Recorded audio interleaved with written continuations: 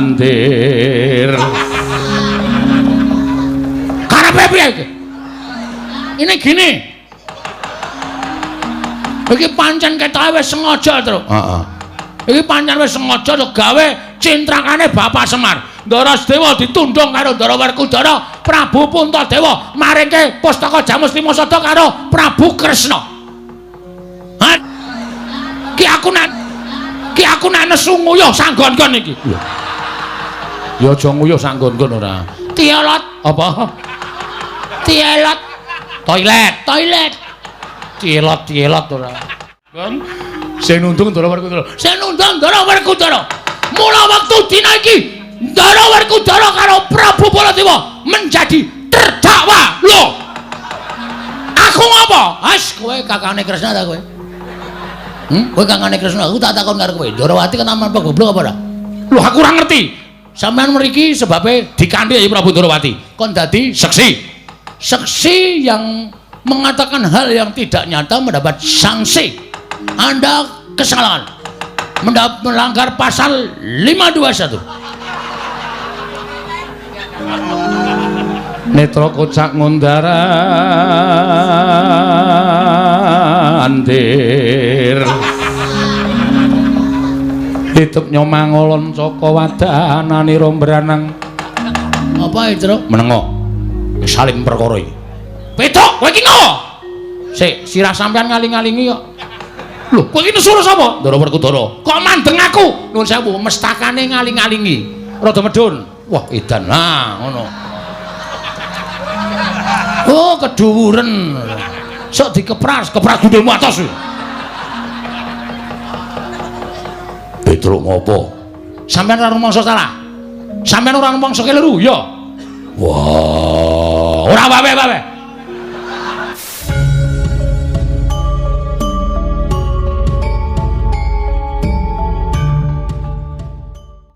Kok njur semenang-menang. Sedewa, minggat. Ngoten ta, Pak? Wah, Ora bawe-bawe. Iki kula mesur tenan iki. Digawa Ratu Ndarawati. Tegese bapak pancen disengkake patine karo para Pandhawa. Niki kula ora trima. Ya, Gong. Ini gini. Iki pancen ketoke wis sengaja, Tru. heeh. Iki pancen wis sengaja to gawe cintrakane Bapak Semar. Ndara Sedewa ditundung karo Ndara Werkudara, Prabu Puntadewa maringke pustaka Jamus Limasada karo Prabu Kresna. Ada? Iya. Karepe piye iki? Ki aku nek nesu nguyuh sanggon-gon iki. Ya aja nguyuh sanggon-gon ora. Tielot Apa? Tielot.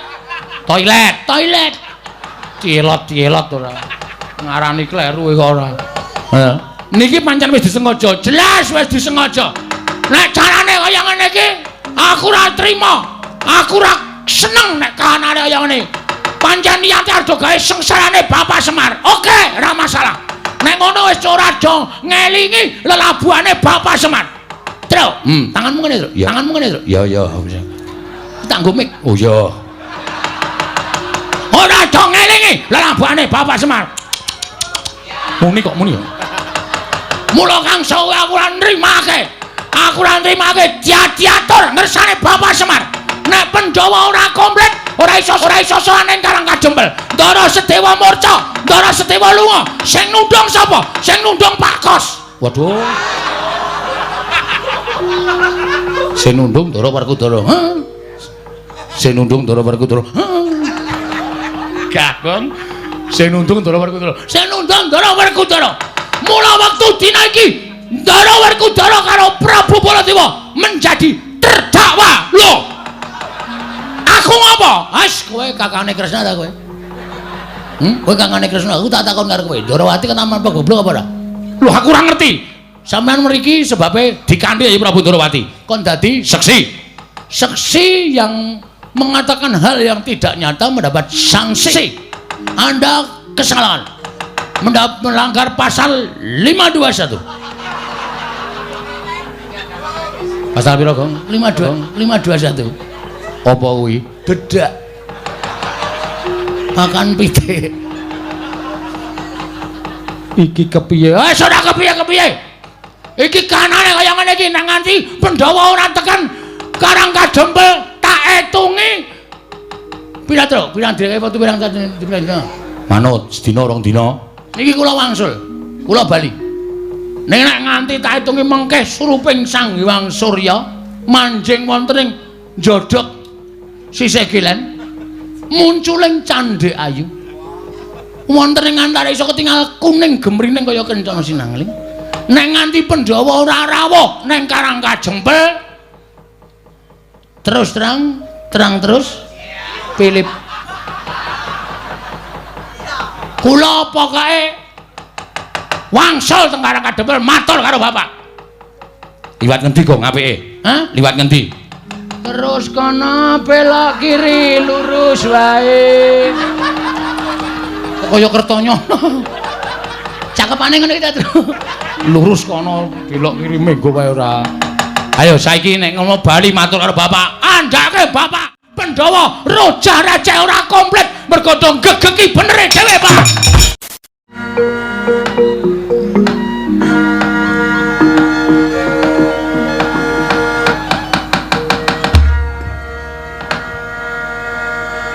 Mengku suraos kados pundi Koko Prabu dene paduka paring dawuh ing mekaten. Jernyatanipun jagat menika sampun dados paseksen.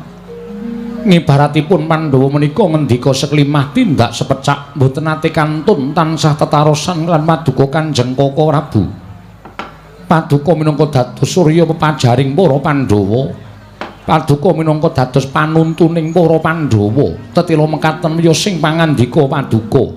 Nyuwun senjata pitulung tumbak kenceng dhateng para Pandhawa. Yayi, apan mekaten ing kedah kelampah. Jernyatanipun menawi boten para Pandhawa ingkang suka pitulungan dhateng Raka Indrawati tan mande.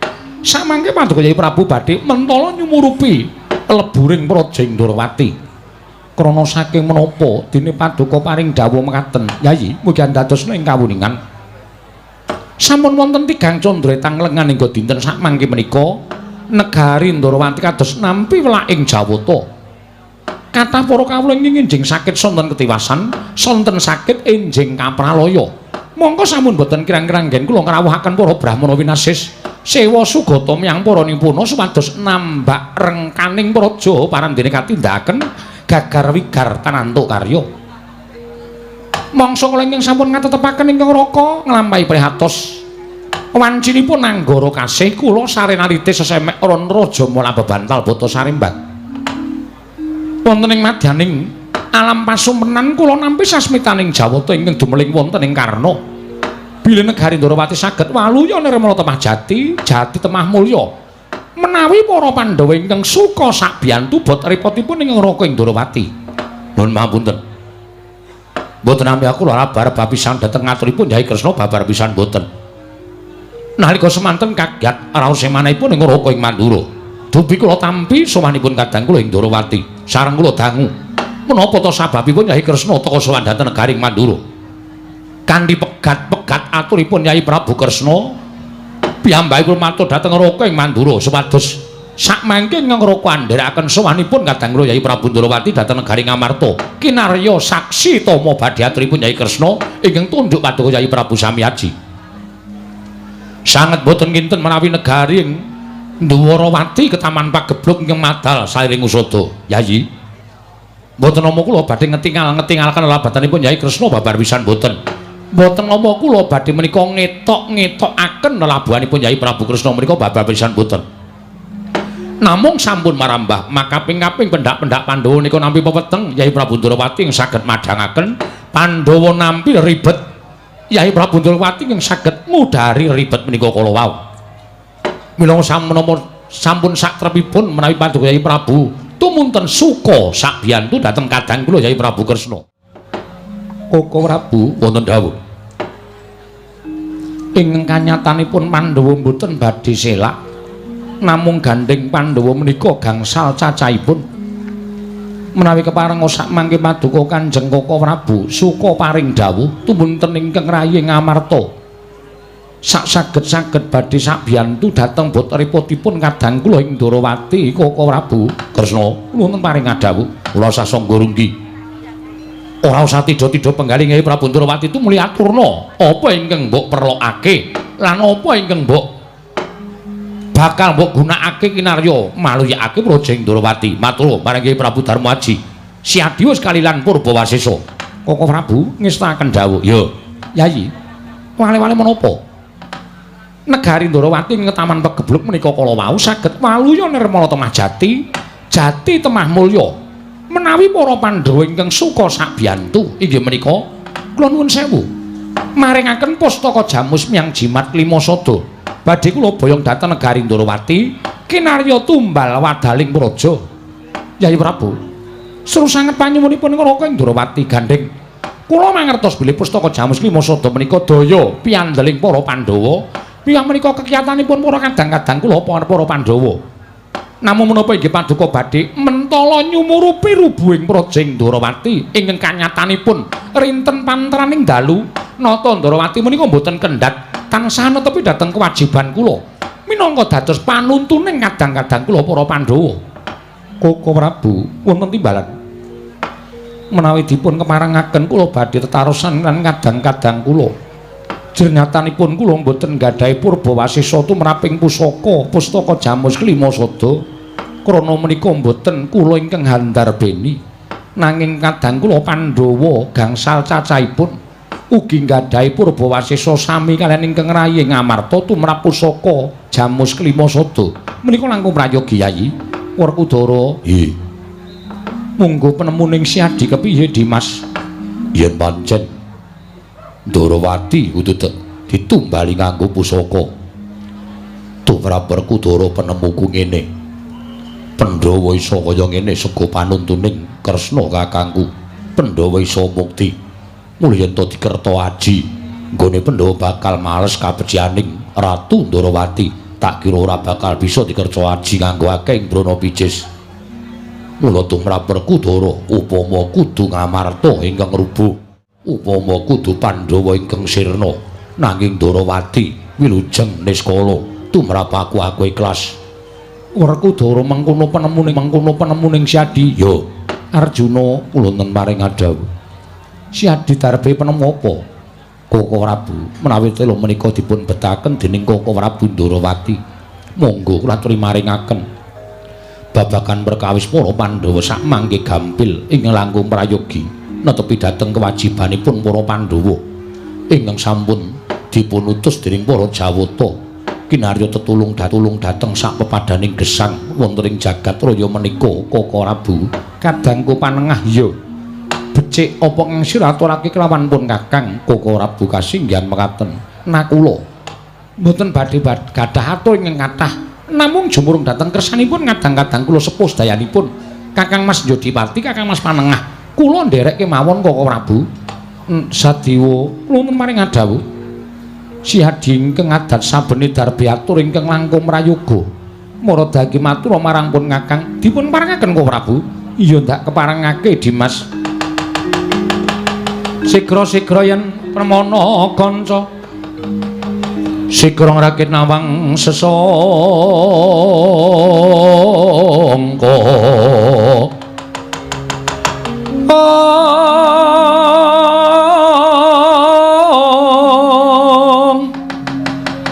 Nalendra mbek marwa sing sang katriku mulung mangrempak ing wadya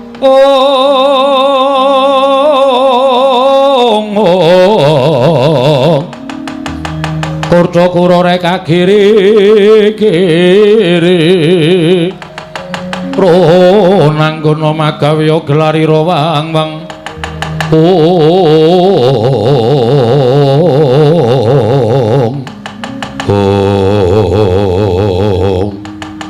Nonamen pasang Kalimantabe tinebenengi lodoni dumawahing tawang tuwang gandeng sampun wonten palilah saking Paduka Kanjeng Koko Prabu klilanana ingkang rayipun Wragil munjuk atrasa Paduka Kanjeng Koko Prabu. Iya kadangku Sadewa Siadi darbe atur menapa nuwun pamunten.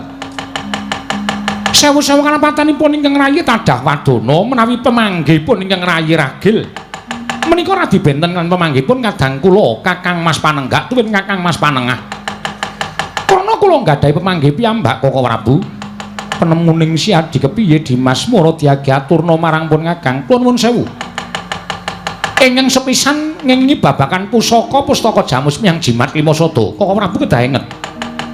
Koko Prabu kedah emut bilih pustaka Jamus Miang Jimat Lima Sada menika mboten kok panggesanganipun para Pandhawa piyambak menika babar pisan mboten. Nanging sedaya para kawula sak negari Ngamarta menika ngeyop dhateng pangawaosipun pustaka Jamus Miang Jimat Lima Sada.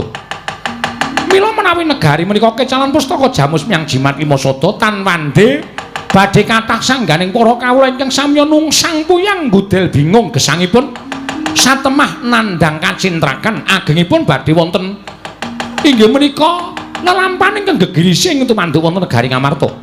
Mila Koko Prabu menawi paduka badhe maringaken pustaka Jamus Miang Jimat Lima Sada menika dhateng sinten kemawon menika kedah dipun taliti langkung hormati dipun gelar tuwun dipun gulung sampun ngantos tuna ing tembe wingkingipun.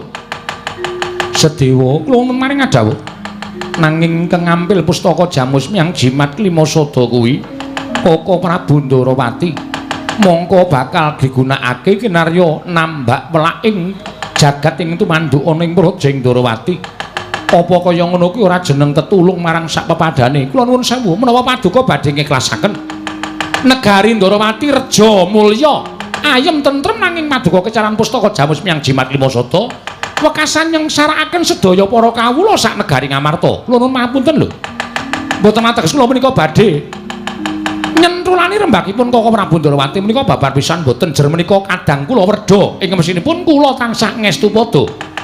Nanging kula nuwun sewu saenipun sak menika ngaten kemawon. Negari Ndarawati dipun taliti langkung permati langkung rumiyin. Dipun titip reksa. Menawi saestu negari Ndarawati menika taman pegebluk, monggo anggenipun paduka badhe maringaken pustaka Jamus Miang Jimat Lima Sada. Nanging paduka negaken kathahing para kawula negari Ngamarta, angka sepisan angka kalih. Menawi paduka Kanjeng Koko Prabu badhe negaken negari Ngamarta menika rebah.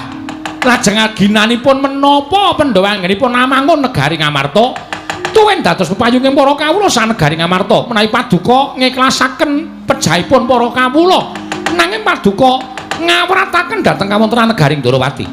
Kula nyuwun pamunten. Nalendra menika wong kang sinampiran pakaryan nyekel kendho kencenging pernatan amis baci ning negara menika wonten pundhaking Nalendra. Dados menawi paduka Kanjeng Koko Prabu menika awrat kadang sepuh kula nuwun sewu. Tegesipun paduka menika sampun negaken dhateng kawula sak negari Ngamarta. Menika tumrap kula mboten adil, tumrap kula mboten satrepipun paduka menika ndawahaken pangandikan maringaken ngampil wujuding pustaka Jamus Lima Sada dhateng Koko Prabu Ndarawati. Sedewa, wonten dawuh. Gusti to, pitungan sing kanthi permati. Kyai Prabu Ndarawati sowan ning Projeng Ngamarta iki wigatine ming bakal nyuwun ngampil pustaka Jamus Lima Sada. Kinarya tumbal wadaling Projeng Ndarawati. Merga kanan Ndarawati ke taman pegebluk. Akeh para kawula ingkang esuk lara sore tekaning pati, sore lara esuk ketiwasan. Bisane waluya nirepana temajati ento timbalan pustaka Jamus Lima Sada. Lah kok pusaka ora mbok wenehake ora mbok paringake marang Kyai Prabu Ndarawati karepmu piye? Kula nyuwun mapunten. Menawi pusaka menika dumugi wonten negari Ndarawati, Koko Prabu tumunten negari Ndarawati reja mulya. Ical pageblukipun. Nanging kula nuwun sewu, tembung dinggo tumbal menika kula nuwun sewu lho. Menika apik-apike ming dipendhem menapa inggih jamak limanipun ing atasipun pusaka menika pengayomanipun para kawula sak negari Ngamarta.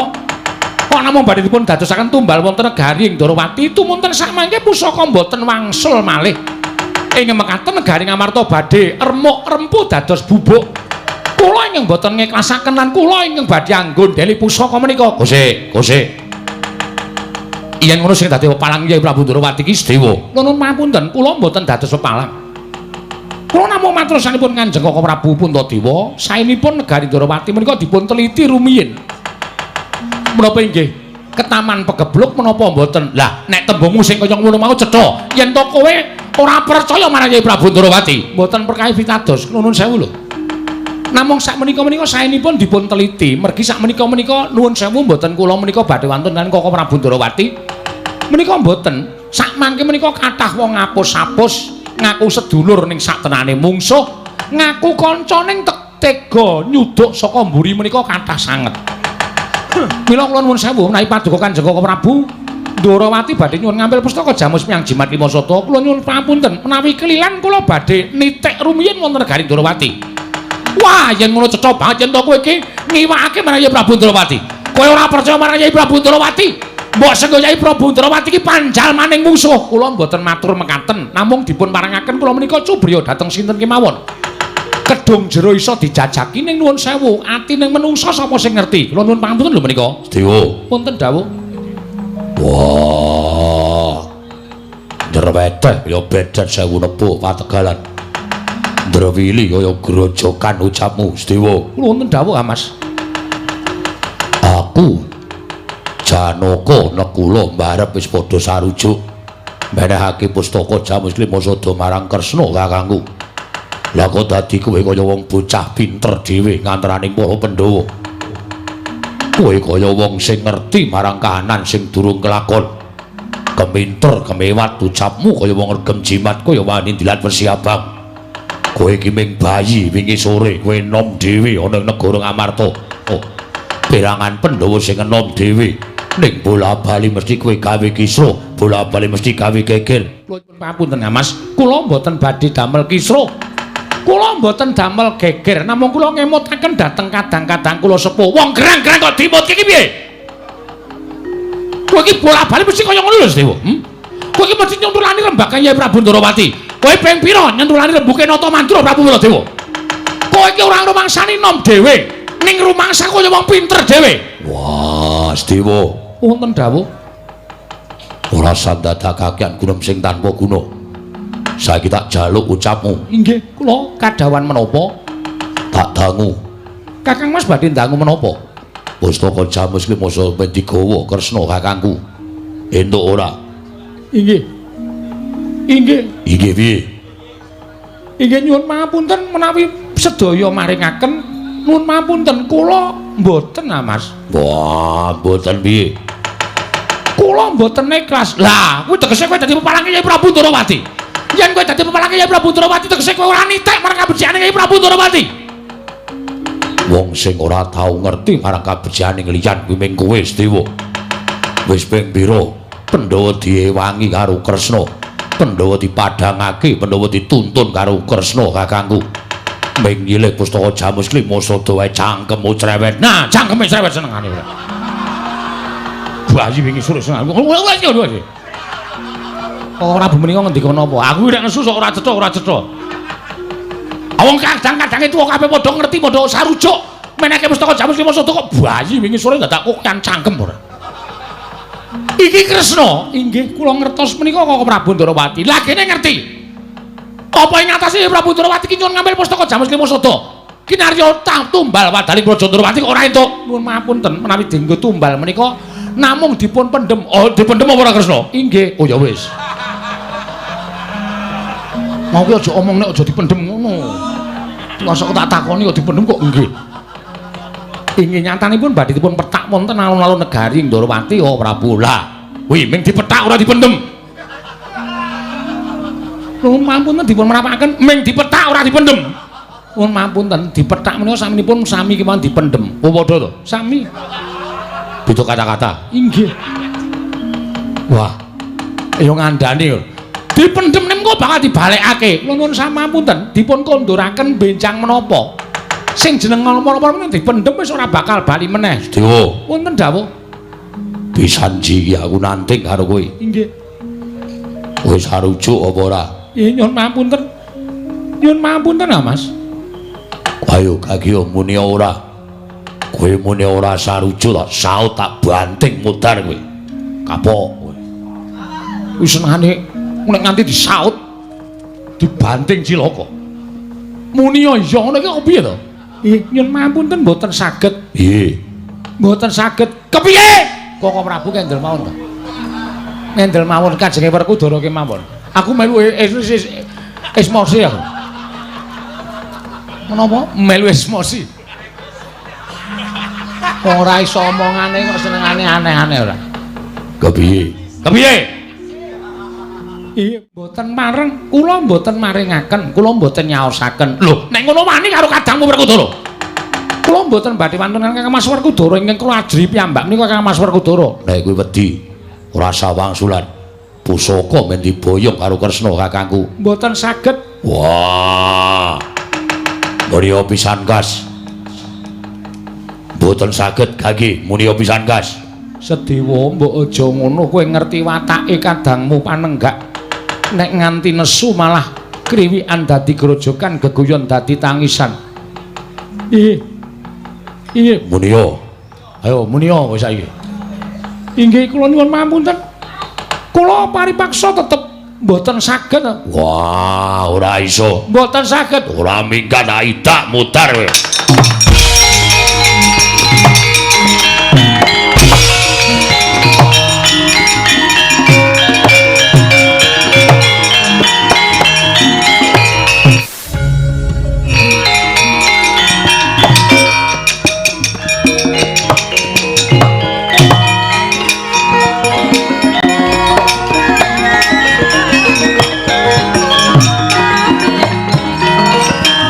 Werkudara. Lah kok dadi si Adi malah mentala nundung kelawan Sedewa. Jernyatane kuwi kadangmu, kuwi adimu dhewe. Wah, ilang-ilangan nduk siji.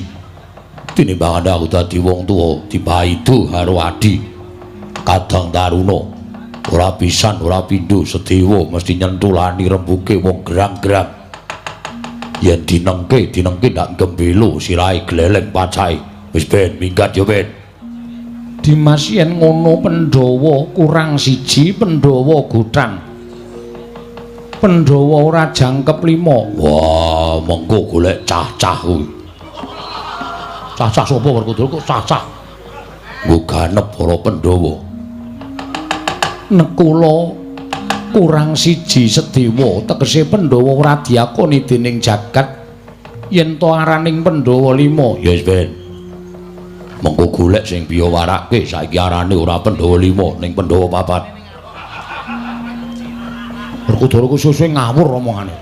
Pandhawa kok mung 4 ki piye? Pandhawa ki 5. Wah, sing arane kudu 5 sapa? Nyatane sing siji minggat. Lunga merga si Adi. Aku ki nek dipaidu karo wong ora seneng. Aja kok Sedewa Nekula maidu Werkudara takon minggat. Aja kok Nekula Janaka maidu karo aku mesti takon minggat. Aja kok Janaka kowe maidu karo aku bareng kakangku mesti wis ben ning kono wae. Aneh kowe. Wah, ora takon minggat. Ora wani. Yayi. Samangke ngaten ki mawon. Gandeng kelampan menika tok sumberipun saking Ngraka Indrawati.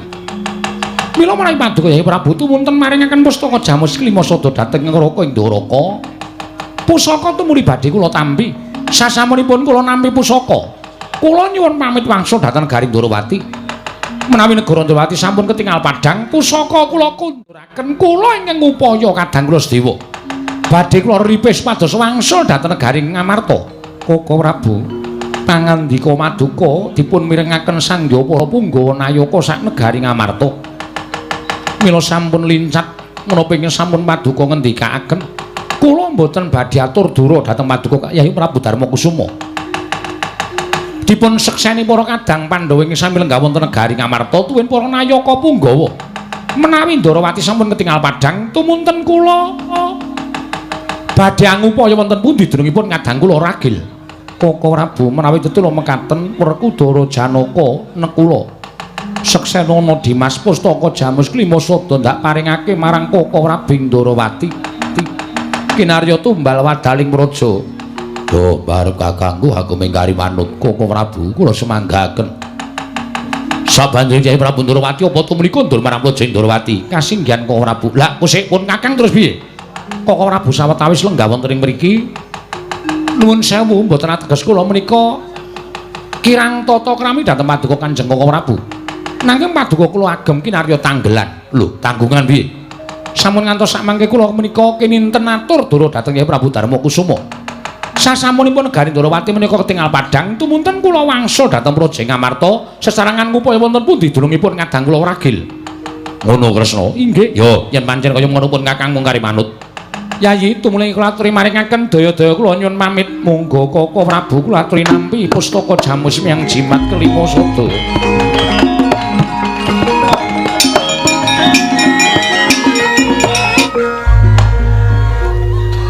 Koko Prabu Mboten dawuh Yai. Sapengeripun Koko Prabu Indrawati dereng kemawon kula munjuk atur menika kadidene sowanipun Petruk Kanthong Bolong Sumawana Bagong. Ladala. Jagat Dewa Bathara jagat pangestu ngoro. Mesinipun Petruk sowan menika tartemtu wonten wigatos badhe dipun aturaken paduka Prabu Darma Aji. Ing mekaten punten timbal ana Petruk wigatosipun menapa saking pribadinipun Petruk piyambak menapa dipun utus dening tiyang sepuhipun inggih menika pun Kakang Semar. Yayi tumriki Timbalana ing Ngrakandya ngangluaken jangga nilingaken karna midhangetaken ingkang tetela sabda pangandika paduka.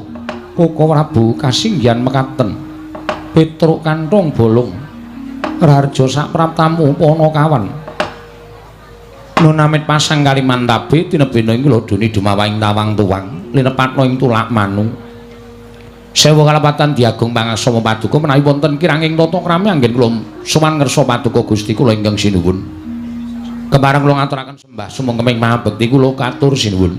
Nyaya Petruk Kanthong Bolong ndak tampa pangestuning sun tampanana kula pun dinggo jimat paripin dayana ing kasantosan prayoga nunggunmu ngadhep ngarsaning sun sampun boten kirang prayogi sinuwun.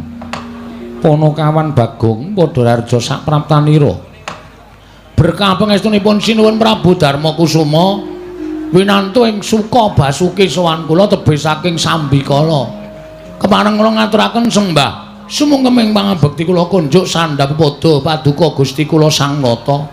Nyaya Bagong pangestuku tampanana kula pun dinggo jimat paripen dayana ing kasantosan diprayogakno anggonmu sowan Bagong sampun boten kirang prayogi sinuwun.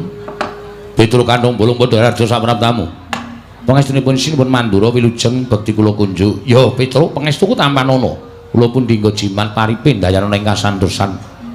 Bagong padha Rarja sapraptamu pangestunipun sinuwun Prabu Baladewa wilujeng bekti kula nggeden. Ya Bagong ndak tampa pangestuku tampanana kula pun dinggo jimat paripin dayana ing kasantosan. Petruk slamet tekamu wilujeng bekti kula kunjuk. Bagong slamet tekamu wilujeng bekti kula katur Den. Yo tak tampa prayogakno nggone padha ngadhep. Nun inggih sampun boten kirang prayogi Ki. Nun inggih sampun boten kirang prayogi. Panakawan padha Rarja sapraptamu Petruk lan Bagong pangestunipun Ndara Janaka wilujeng bekti kula kunjuk. Pangestunipun Ndara Janaka wilujeng bekti kula kunjuk. Prayogakno Panakawan. Nun inggih boten kirang prayogi. Nun inggih boten kirang prayogi. Panakawan sakarone padha Rarja sapraptamu wilujeng bekti kula katur Ndara. Iya. Pangestuku tampanana. Nun inggih. Bagong padha Rarja pangestunipun Ndara Rakanu Nekula bekti kula kunjuk. Iya Bagong ndak tampa pangestuku tampanana. Nun inggih sanget anggen kawula dadosaken jimat. Terus kok kaya kurang siji ya? Mbok menawa ora mangkat ora sowan mesti ana bab sing wigati. Wis ora kuwi dudu perkarane awake dhewe. Wong awake dhewe iki ming batur, awake dhewe iki ming Panakawan.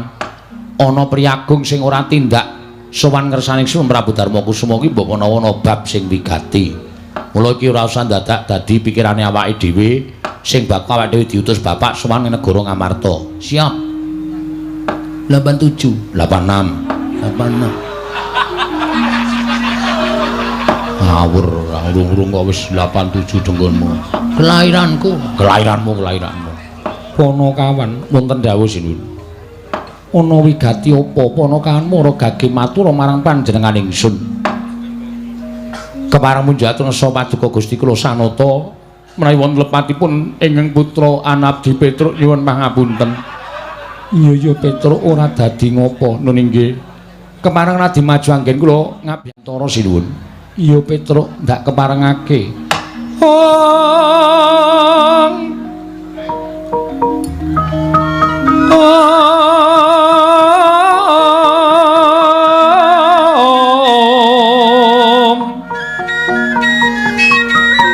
Punapa ta mirah ingsun prihatin Was Bagong mijil cicil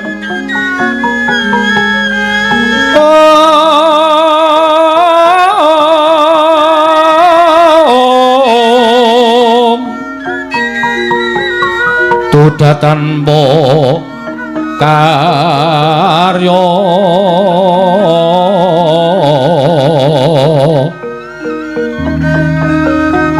sangkang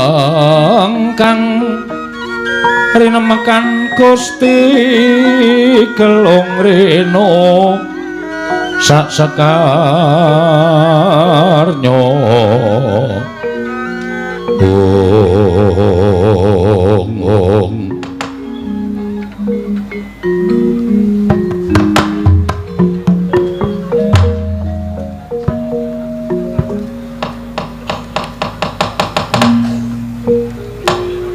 Saya kalah patan ya pun. Ngati tadah wadono sinten. Petruk gantung bolo. Kena ngopo kowe teka tumuli nangis ana ing ngarepanku Petruk. Petruk gantung bolo ngopo? Seman ngersane Kalendra kok tumuli kowe ndungkluk. Lohmu netes ana ing jlambrah. Kowe nangis Petruk. Nangis. Oh, yang ngene kok madang. Ini iki ya nangis. Lah nangis sebabe apa matur? Ana abdi sowan ngersane Kalendra nedeng sini kok nangis karepe piye? Iki mboten kuat. Ngraosaken lampahan sing sumadang wonten ing Karanggadempel. Petruk eneng apa? Mugi dados nek kawuningan sinuwun. Sewu lepat nyuwun pangapunten. Kula nderek atur wuninga. Petruk matura. Ora nangis Wegeng. Ora iso nangis. Aku wis kentekan weluh. Lah ngopo? Kanggo nyauri debt collector. Ora lalu curang. Aku ndak guyu. Mugi dados kawuningan. Bilih dinten semangkene ya bapak niku gerah. Bapakmu lara. Nggih. Kok sira ora nanting kelawan wong atuamu nyuwun priksa larane lara apa? Lho lah iya. Ing atase kowe iki anake Semar kok ora taren karo bapakmu ki lara apa? Yen pancen duwe lara ditambake, sowanke pendhita Brahmana Resi Winasis. Goleke tombo, kowe iki anak-anak wis gerang-gerang, bapakne lara nangis. Kaya bocah wingi sore kaya bayi. Kowe iki wis tuwa, Petruk. Kowe wis gerang, kowe iki anak-anak. Sing jeneng wong tuwa kuwi dadi tanggungane anak, nek anak-anake padha mentas kabeh. Nek kowe iki isih bocah, kowe ditulang karo bapakmu. Ditetah karo bapakmu, diajari nulis, diajari maca, diajari srawung. Ning yen kowe iki wis gedhe kaya ngono, kowe iki nanggung karo wong tuwa. Ora wong tuane bareng wis tuwek lara, kok anake malah krembak-krembik. Kowe kudu mikir. Nggih. Kula ya wis ora kurang-kurang. Ning kula nangis niku mergo larane bapak niku mboten baen-baen. Lho, ora baen-baen piye? Bapak niku wis ora iso omong. Cangkeme perot. Ora kok. Ora. Bapakmu mboten saged omong, bapak niku ming teturon teng ngamben mboten purun mandhap. Nuwun sewu awake anyep kabeh. Mongko nek didumuk dadane niku jantunge isih enten isih dakjuk-dakjuk. Ning pun mboten purun omong. Mripate ming menteleng ngemu banyu sajak nangis. Nyawang bapak niku wis kaya kunarpa. Ula sedih. Kula matur sanipun sinuwun Prabu. Puntadewa mugi andadosna ing kawuningan. Langsung wae terus. Langsung piye? Sawanipun kula kalih Petruk nyuwun sumbangan. Ngagem resake bapak. Niku bapak kudu cek darah. Ya, Tru. Oh apa? Heeh. Kowe wingi ra melu mresake kok. Sing mresake aku wingi tak becake. Terus dokter ngendika apa? Bapak kudu cek darah. Oh, Cuci otak. waduh. Cuci ginjal. Sing terakhir bapak kudu cek son. Jackson menyaki cangkemmu. Niku sinuwun monggo sareng digunggung kalih dokter kandungan. Niku totale kathah sanget. Mila sowanipun Mbak Petro kalih Bagong wonten negari Amartana sepisan ngaturaken soprosal. Apa, Gong? Soprosal. Proposal kalih prokol. Niku nyuwun pengayoman ning sowan kula menika mboten kok perkara kula menika pengin ngaturaken Bapak gerah menika mboten. Bapak niku wau dalu niku mboten ditunggoni anak-anake niku jebul iso nulis layang. Bapakmu nulis layang. Nggih. Tulisane dhuwur dhewe menika Kertanyana medhot janji.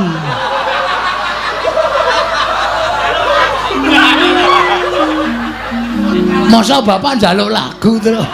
Ora. Tegese iki medhot janji karo anak-anake lho, Gong. Tulisane Petruk karo Bagong dalam kurung, iya. Tak kongkon ning negara Ngamarta, aku iso mari nek Pandhawa rawuh ning negara Ngamarta sinambi mundi pustaka Jamus Jimat Kelima Sada. Ngoten niku. Lho, wis ora nangis kok bali nangis. Lah wau maca layang kok. Saniki pun boten maca ya nangis meneh. Iya, terus sowan kula menika namung badhe nyuwun usada saking Sinuwun Prabu Ngamarta sakadang-kadehan supados rawuh wonten ing Karang Kadempel Pandhawa 5 cacahipun sinambi mundi pustaka Jamus Kelima Sada. Monggo wonten ngandhapi ambak menika dipun tulis NB. Iya. Nek Petruk karo Bagong ora iso mboyong para Pandhawa. Gude. Gude iki panganan ya. Heeh. Gude. Ngoten niku. Terus wonten lambange gendera putih tulisane lelayu. Niku bapak teges nek kula ora iso mboyong Pandhawa 5 cacahe rawuh teng Karang Kadempel. Niku bapak wis pamit mati. Alhamdulillah. Oh, muni piye kowe, ha? Muni piye? Kok meleset terus ta, Tru? Ha iya, kowe iki kok bapakne arep pamit mati kok seneng. Weh, entuk warisan lho awak dhewe. Warisan kok diame-ame. Warisan ki aja sok diame-ame. Bocah ki nek ngame-ame warisan iki bocah sing ora gelem tumandang karya, bocah sing ora iso berusaha. Oh, marem-mareme iki nek yasa dhewe, gawe dhewe, utawa tuku dhewe, marem-mareme. Ora kok ngame-ame warisane wong tuwa. Ora. Nek bapak mati piye ayo? Ayo mendem. Oh, lah iya. Nek terus nasibmu piye? Biasa iki aku. Aku ora tau gagas piye-piye kok. Ah sing jeneng wong urip ning alam donya iki ora mung ngenteni to, Tru. Antri. Tak kira Semar ya wis wancine. Awak dhewe wis ora perlu nangis. Wong Semar iki ya wis ngrekoso uripe. Wis ketuan. Ambegane mengkis-mengkis. Bendina pil wae. Nganti pil kabeh barang dombe. Ming mergo ben sehat. Apa ngono kuwi ora ngrusak raga? Ngono. Nek wis pancen bapak iki dipestheke lara iki engko terus sirna margalayu utawa gugur. Awak dhewe iki rasa perlu sedih. Justru kowe karo aku ki sing neruske amal ibadahe bapak. Mula ana sesanti sing nyebutke anak-anakku, nek amalku pedhot, kowe sing wajib nyambung. Ngono kuwi. bapak dadi pamomong, kowe karo aku ya kudu dadi neruske dadi pamomong. Bapak dadi guru, kowe karo aku ya kudu neruske dadi guru. Bapak ki dadi seniman, kowe karo aku ya kudu neruske dadi seniman. Aja nganti pedhot amale bapak. Ngono ora kok ditangisi. Bapak ki nek saya tuwa saya ngrekoso. Sesuk kowe dadak nukoke kursi roda. Ayo. Modar saiki mongko larang. Didol ndasmu iki, Pak. Nek tak tendang piye? Hah? Karo kakane kok ndas-ndas ki. Kowe kandhane ngayal senengane ora. Mboyo santai.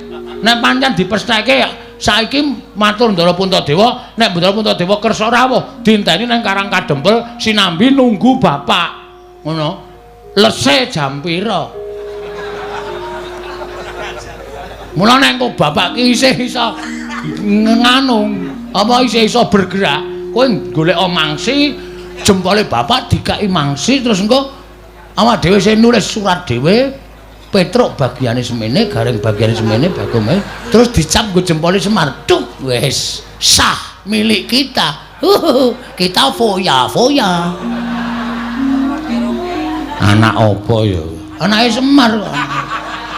Masamu anake sapa?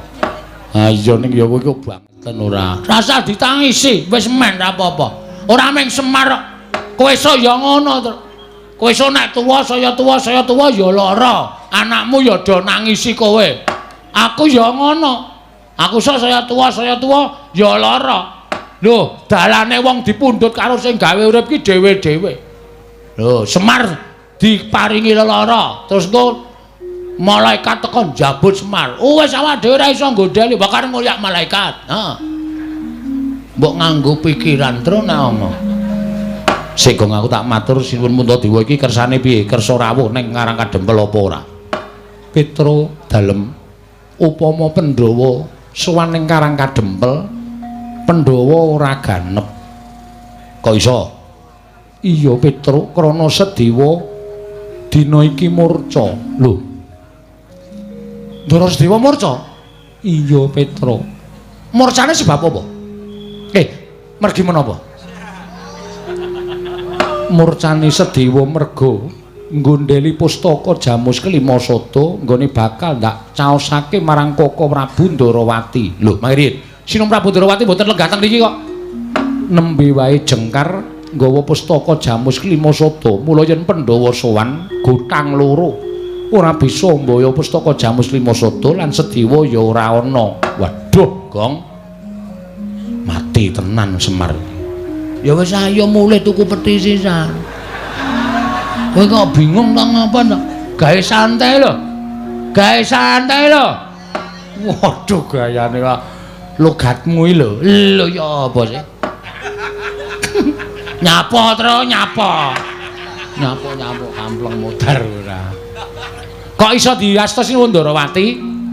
Ya merga Ndarawati ketaman pegebluk. Terus critane pripun?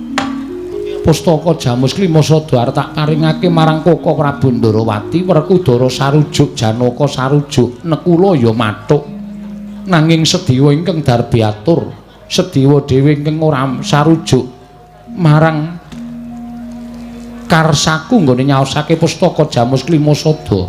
Terus dadi dukane pepundhenmu bendaramu Jodipati Ndara Werkudara. Iya.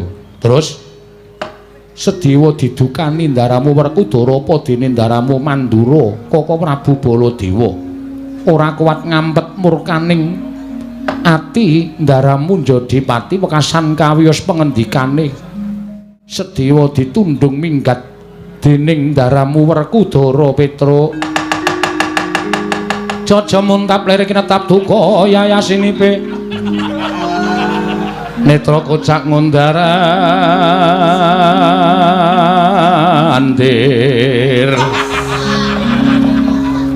Hidup nyomangolon saka wadanani rombranang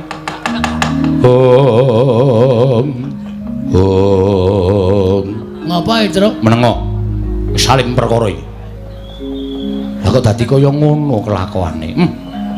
Ngendelke le gagah, ngendelke le rasa, ngendelke le sentosa. Lah kok mentala karo dulure dhewe.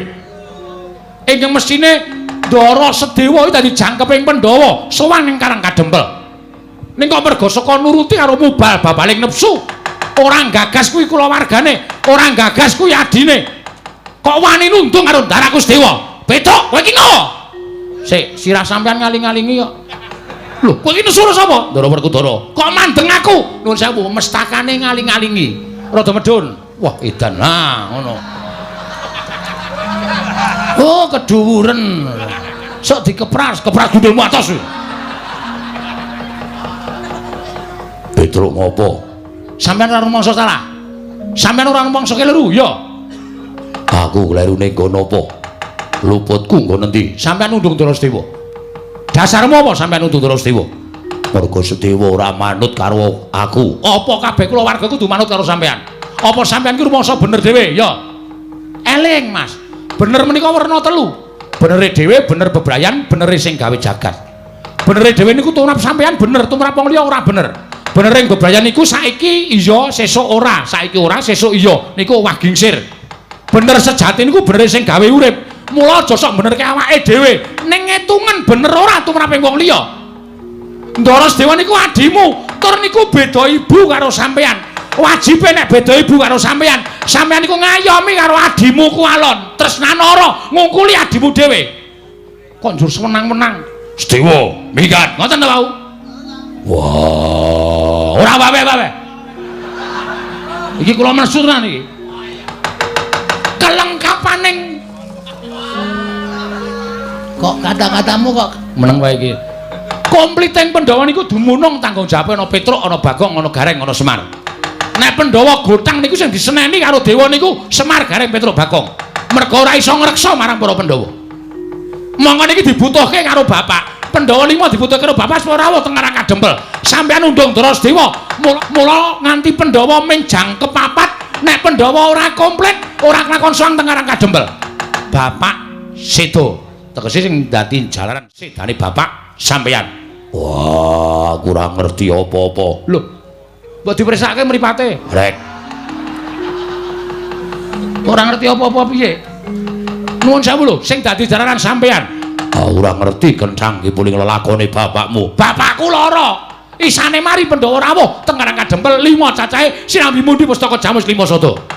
Ndara Sedewa ora ana, pustaka Jamus Lima Sada ilang. Digawa Ratu Ndarawati. Tegese bapak pancen disengkake patine karo para Pandhawa. Niki kula ora trima. Ya, Gong. Ini gini. Iki pancen ketoke wis sengaja, Tru. Heeh. Iki pancen wis sengaja gawe cintrakane Bapak Semar. Ndara Sedewa ditundung karo Ndara Werkudara, Prabu Puntadewa maringke pustaka Jamus Lima Sada karo Prabu Kresna. Ada? Iya. Karepe piye iki? Ki aku nek nesu nguyuh sanggon-gon iki. Ya aja nguyuh sanggon-gon ora. Tielot apa? Tielot. Toilet. Tielot ora. Ngarani kleru kok ora. Heeh. Niki pancen wis disengaja, jelas wis disengaja. Nek carane kaya ngene iki, aku ora trima. Aku ora seneng nek kahanane kaya ngene.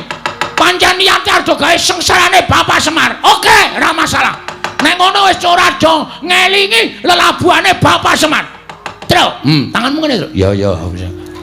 Tak nggo mik. Oh ya.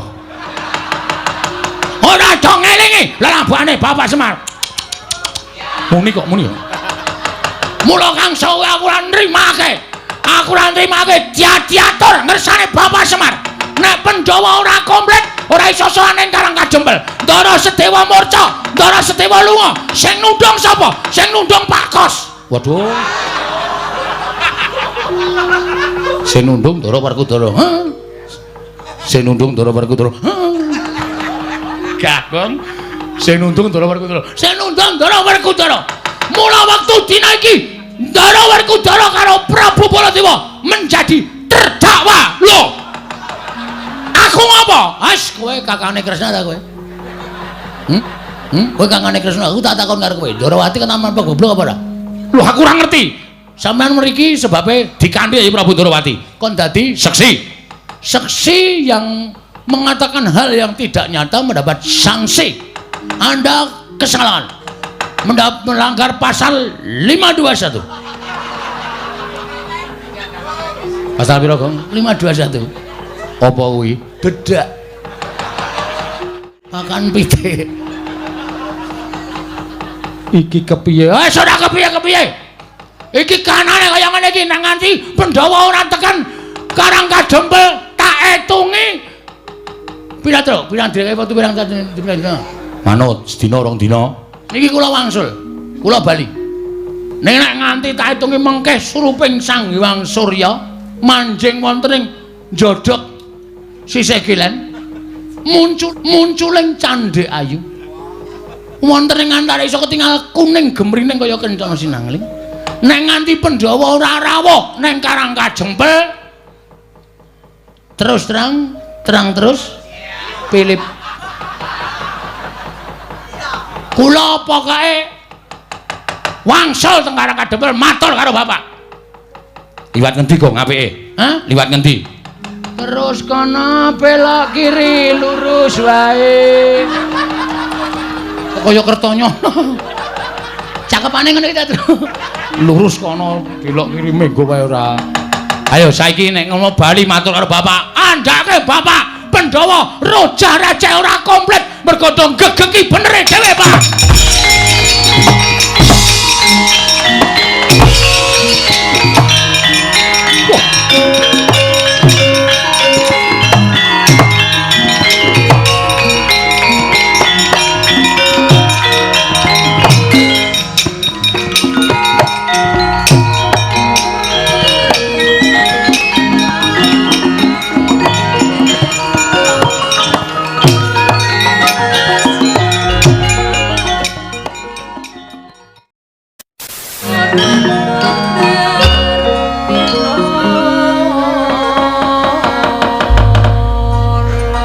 Apa Prabu? Mboten dawuh Yayi. Rumangsa miris manahipun ing ngrayih Ngamarta. Karna Petruk kaliyan Bagong anggenipun matur dhateng Kyai Semar. Pangraos kula kados pepes bayu kang tapis mboten gadahi kekiyatan. Menawi ngantos Kakang Semar wuni ngolampahan ingkang tumanduk wonten negari Ngamarta tuwin lampahan ingkang sinandhang dening para Pandhawa. Monggo kula apal dhateng watakipun Petruk kaliyan Bagong ajrih kula. Menawi ngantos dipun damel-damel anggenipun matur sedaya kalepatan menika dipun biyukaken dhateng Pandhawa tartemtu Kakang Semar Murina dhateng Pandhawa Kaka Prabu. Lah kok dadi kaya ngene kahanane Werkudara. Wah, aku dhewe ya ora ngerti. Lah kuwi senengane nek nesu adimu terus tok tundung lunga. Lah nek kahanane kaya niki piye? Monggo Kakang Semar mbutuhake Pandhawa 5 cacahe rawuh ning Karang Kadempel. Sinambimu di Pustaka Jamus Miang Jimat Lima Sada. Yen perkara Pustaka Jamus Lima Sada kuwi iso dijagake, merga Kyai Kresna wis paring dawuh, yen to wis padhang lelakon kang tumanduk ning Praja Ndarawati, pusaka bakal kakundurake. Ning yen Sedewa iki wis kadung minggat. Wis kebacut lunga. Monggo wong lunga kuwi ora dingerteni menyang endi papan pernahe. Ling goleki piye? Sasah goleki. Lho, Nek ora usah digoleki iki mengko ora kelakon sowan ning Karang Kadempel. Nek nganti Kakang Semar banget gone lara, gedene nganti Kakang Semar kuwi sedo. Sapa sing kapitunan? Pandhawa kelangan pamomong. Wah, ladalah suduk gunting tatu loro. wah aku ya ora ngerti nek Petruk arep sowan. Aku ya ora ngerti kabar nek Semar lara. Wah, lojo-lojo dibiyuke ning aku. Kaluputane kabeh keluputan, Pandhawa kabeh keluputan. Barep ya keluputan. Aku ya salah, Janaka ya kleru, Negula ya kleru. Yen ngono bener dhewe Sedewa. Wah, mbuh ra caturan. Wah, lah kok dadi kaya ngene? Saiki piye Werkudara? Yen miturut aku ngene wae. Sinambi ngenteni suwane-suwane Sedewa sartane Pustaka Jamus Klima Sada. Petruk karo Bagong dioyak. Sing ngoyak Petruk Bagong sapa? Kowe. Lho kok aku ngopo? Kowe sing luput kok aku? Aku karo kowe Bagong dikon karo Petruk dikon sumene sawetara ning Praja Ngamarta. Sinambi ngenteni ya kuwi Sedewa karo Pustaka Jamus Klima Sada yen wis jangkep, yen wis komplit tumuli mengko sowan ning Karang Kadempel kuwi dalan sing apik. Yen Petruk karo Bagong ora gelem Dipaksa. apa lama ing atase Baladewa kok gelut karo batur-batur kowe kuwi? Aku ya ora sudi. Lho lanjur sapa? Mengko anak-anakku sing bakal tak dawuhi. Aja kuwatir. Mengko Antarja Gatotkaca, Antasena bakal tak dawuhi nyandet lakune Petruk, nyandet lakune Bagong. Sinambi ngenteni Sedewa apa dene pustaka Jamus Lima Sada.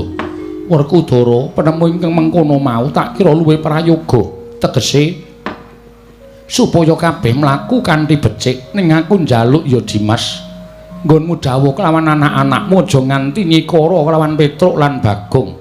Ora bakal aku dawuh anak-anakku nyikara lan Petruk karo Bagong.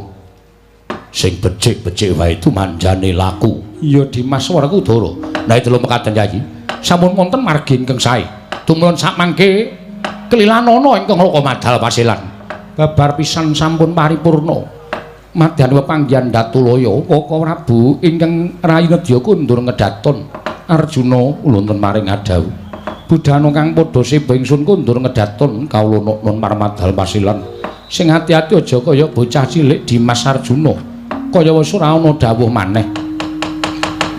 Purna gati ning Paranggilan. Salut-salut kundur ngedaton jelok cangking dampar ketara nampit gambaran gading.